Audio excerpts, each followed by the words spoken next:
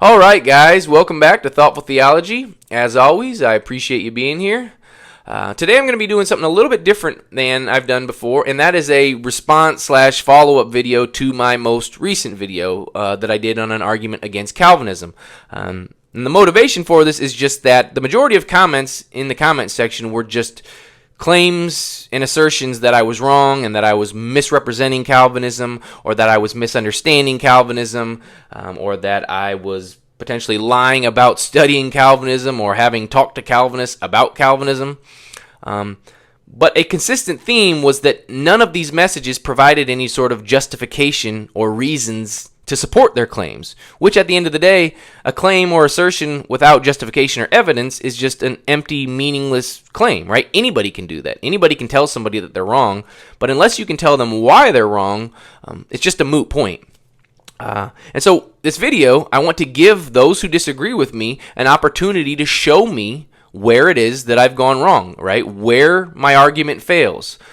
And so I want to take the opportunity today to make a more brief video that is going to be very clear and concise, and I'm going to do that by putting the points and premises on the screen to make it really easy. So when I get to a point that you disagree with, pause the video and say, hey, Taylor, here is why this premise is false or wrong, and then you provide reasons X, Y, and Z for why it is wrong, right? That's what helps move these conversations further. That's what helps iron sharpen iron. Just telling somebody they're wrong is unhelpful, okay? So if you want to disagree with me, I encourage it. Great, go ahead, disagree with me. Quickly, I would encourage you all to be remember that we are Christians, we are brothers and sisters in Christ, and so that we should carry a Christ-like demeanor, even on the internet, right? Even when you're leaving comments, there's no reason to be rude, okay? So without further ado, let's just get right into it. Now this is the argument I made the other day, just in a deductive form. So what this means is that if the premises are true, then the conclusion necessarily follows.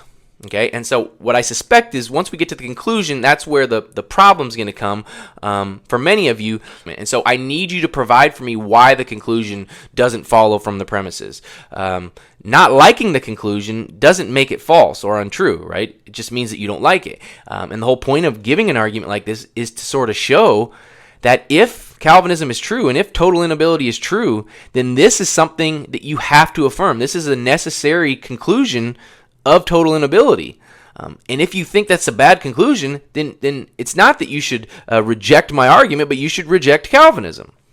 Okay? And so let's go ahead and hop right into it. So premise or point one is going to be, man is born a sinner and unable to respond positively to the gospel message. So this is according to total inability of Calvinism. If you reject this, then you reject total inability, not my argument. Okay, point two, premise two is going to be, God sends men to hell for sinning and not responding positively to the gospel. Okay, and if you reject this premise, then you're just rejecting one of the clearest teachings of historic Christianity. And so I say these to say that up until this point, these premises, if you're a Calvinist, should be affirmed. If you don't affirm these two premises, then you're not a Calvinist. So don't take an issue with me, take an issue with Calvinism. Okay? And so based on these two premises, this conclusion logically follows. Conclusion: God sends men to hell because of a condition they were born with and no fault of their own. Okay, now quickly, to support this conclusion, I'm going to give a justification. It should be pretty clear just on its own, but to get out ahead of any sort of pushback, I'm going to provide a justification for this conclusion. And that would be, point one here, would be, we have no control over the condition we are born with. So point two, judging someone as a result of a condition they are born with is inherently unjust. Okay, so this is the argument, right?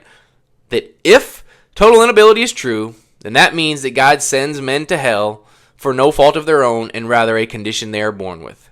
So please, if you disagree, show me where it is that my argument goes wrong. I've put every thought of mine into a bullet point here. So show me which bullet point is wrong, and then tell me why it's wrong. Again, if you find this argument and you just end up with like, yeah, I can't actually give a reason for where he goes wrong, but rather I just don't like the conclusion, then I encourage you to think that maybe wrestle with this idea that maybe Calvinism is the thing that's wrong. Maybe this idea of total inability is the thing that's wrong.